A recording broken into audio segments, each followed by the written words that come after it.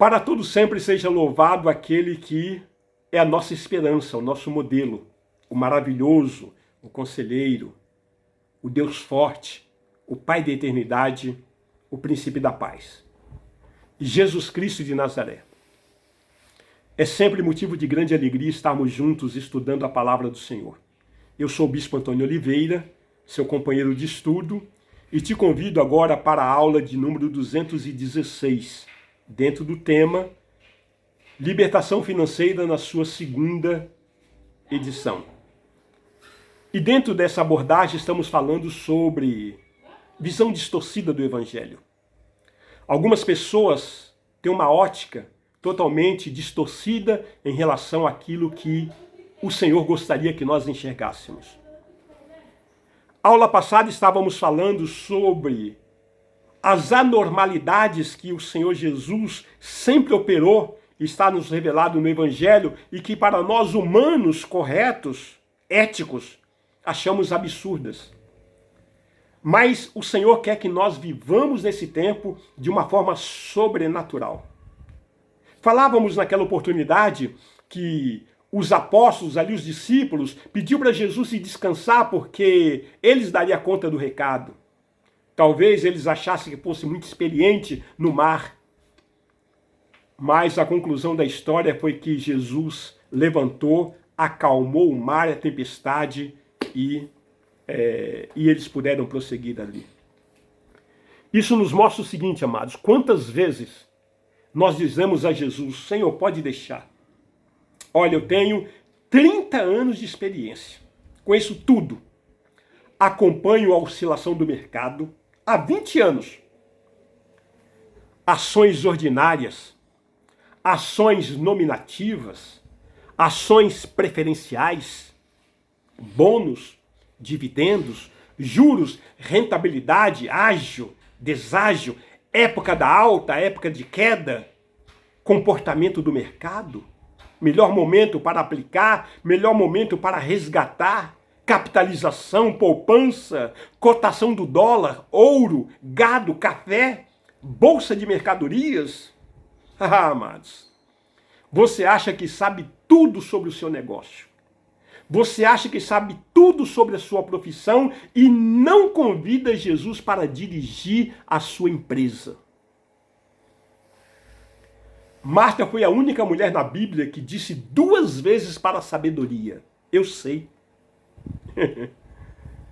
Ah, queridos, o Espírito Santo, ele é o melhor cenógrafo. A natureza fez tudo lindo e maravilhoso. Porém, Satanás, ele tenta copiar. Ele faz uma artificialidade e coloca diante dos meus olhos, dos teus olhos, e tem nos feito andar pela razão, pelo Matrix. Ele mostra o cenário e nos mostra a circunstância dentro do nosso casamento, da nossa família, no nosso trabalho, no ministério. Eu quero te dizer, queridos, que devemos entender finanças por fé e não racionalmente. Essa mensagem tem que estar gravada no seu espírito, pois a tua alma, ela planeja de forma distorcida. Quer ver um exemplo? Quantos aqui que estão me ouvindo são pecadores? Você é pecador? É claro que, como nós estamos falando de uma forma virtual, nós não conseguimos enxergar todos que nos ouvem, né? Mas diante dessa pergunta, eu fico imaginando quantas pessoas podem falar: não, sim, bispo, eu sou pecador. Visão distorcida do Evangelho. Aí eu te pergunto, a Bíblia diz que a única coisa que nos separa de Deus, o que é? O que é que nos separa de Deus? É o pecado. Então, se eu declaro que sou pecador, eu estou declarando que eu estou separado de Deus. Por conclusão. Amém? Isaías capítulo 59, versículo 2 está escrito: mas as vossas iniquidades fazem separação entre vós e o vosso Deus, e os vossos pecados encobrem o seu rosto de vós, para que vos não ouça. Estou te dando o texto. Evangelho de João, capítulo 9, versículo 31. Sabemos que Deus não atende a pecadores. Está escrito. Abre a tua Bíblia e veja. Mas, pelo contrário, se alguém teme a Deus e pratica a sua vontade, a esse ele atende. 1 João capítulo 3, versículo 8 e 9, aquele que pratica o pecado procede do diabo. Porque o diabo vive pecando desde o princípio. Para isso se manifestou o Filho de Deus, para destruir as obras do diabo. Todo aquele que é nascido de Deus não vive na prática do pecado, pois o que permanece nele é a divina semente. Ora, esse não pode viver pecando, porque é nascido de Deus. Mas há pessoas que insistem em procurar versículos bíblicos para justificar a sua falta de fé. Por exemplo, quem já fez pão em casa? Vocês que estão me ouvindo. Você já fez pão em casa? O fato de você fazer pão em casa torna você um padeiro? O fato de você fazer pão em casa de vez em quando torna você um padeiro? Evidentemente que não. Então, qual a diferença da irmãzinha que eventualmente faz pão em casa para sua família e de um padeiro? É que a irmã faz pão eventualmente. Vez ou outra, ela faz um pão. Mas o padeiro, o profissional, ele está na prática de fazer pão. Ele está fazendo pão a toda hora. É o ofício dele fazer o pão. Assim é a diferença entre o santo e o pecador. O pecador, ele está praticando o pecado a todo momento. O santo, ele está na prática da santificação. Se eventualmente ele comete um pecado, 1 João, capítulo 1, se confessar os vossos pecados, ele é fiel e justo para vos perdoar os pecados e vos purificar de toda injustiça. Quem faz calota, o que é, irmão? É caloteiro, né? Irmãos, tem irmão que quando vai orar, o diabo se aproxima dele. Aí o diabo fala assim, diz que você é coitado, diz que você é pecador, diz que você é pó, nada, coitadinho, diz que você é minhoquinha de Jesus. Só falta o irmão cavar um buraco e entrar dentro. Aí Deus olha para o... diz, filho, o que você está fazendo? Amados, nós não somos pecadores.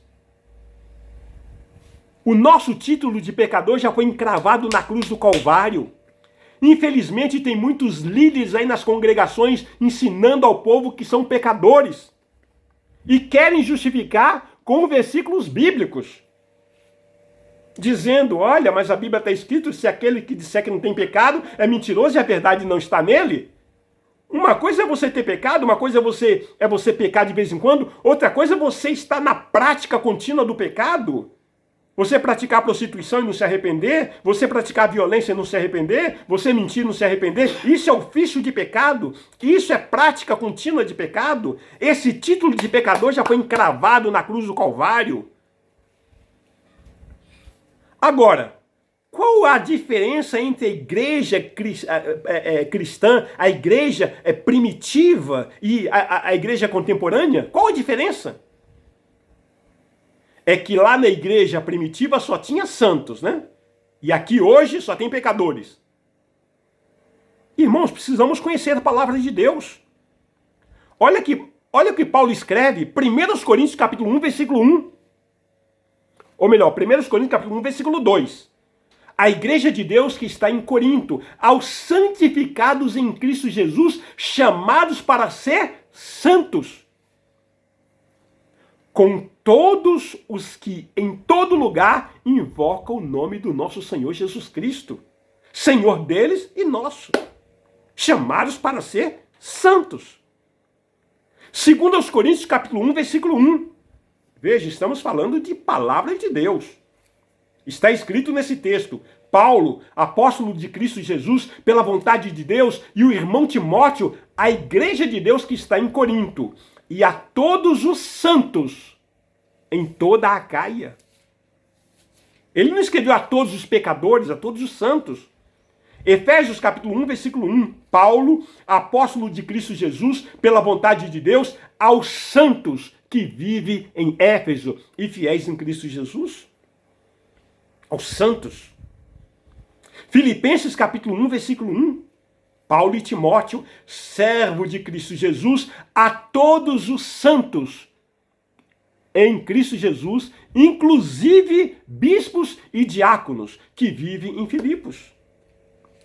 Colossenses capítulo 1, versículo 2. Aos santos e fiéis irmãos em Cristo que se encontra em Colossos, graça e paz a vós outros da parte de Deus nosso Pai. Como é que você diz que você é pecador? Você está separado de Deus se você acha que é pecador. Romanos capítulo 1, versículo 7. A todos os amados de Deus que estáis em Roma, chamado para serdes santos. Graça a vós outros e paz da parte de Deus, nosso Pai e nosso Senhor Jesus Cristo.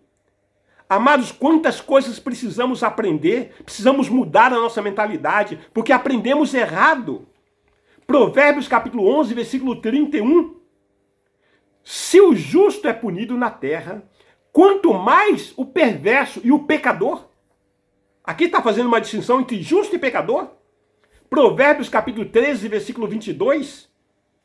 O homem de bem deixa herança aos filhos dos seus filhos, mas a riqueza do pecador é depositada para o justo. Está entendendo o que está escrito? Ah, bicho, mas o meu pastor me ensinou diferente. Então mostra para o seu pastor a Bíblia. Ensina para ele. Atos 26, versículo 10. E assim procedi em Jerusalém, havendo eu recebido autorização dos principais sacerdotes, encerrei muitos dos santos nas prisões, e contra estes dava o meu voto quando os matavam. Romanos capítulo 8, versículo 27. Irmão, sabe qual é o problema? Pare de ficar indo em culto, estude a palavra de Deus. Você só quer saber de culto, não quer saber de aprender a palavra? E aquele que sonda os corações sabe qual é a mente do Espírito, porque segundo a vontade de Deus é que ele intercede pelos santos. Romanos capítulo 16, versículo 2. Para que a recebeis no Senhor, como convém aos santos, e a ajudeis em tudo o que vos vier a precisar, porque tem sido protetora de muitos e de mim inclusive. 1 Coríntios, capítulo 6, versículos 1 e 2. Aventura-se alguém de vós, tendo questão contra outro, a submetê-lo a juízo perante os injustos e não perante os santos? Veja bem. Ou não sabeis que os santos hão de julgar o mundo? Ora, se o mundo deverá ser julgado por vós, sois acaso indigno de julgar as coisas mínimas? Amados, paramos por aqui. Na próxima aula, continuaremos a partir desse ponto. Que Deus te abençoe grandemente. A graça do Senhor Jesus Cristo abra o teu entendimento, a tua alma, e o Senhor tenha liberdade de registrar a sua verdade na tua vida, em nome de Jesus. Até a próxima.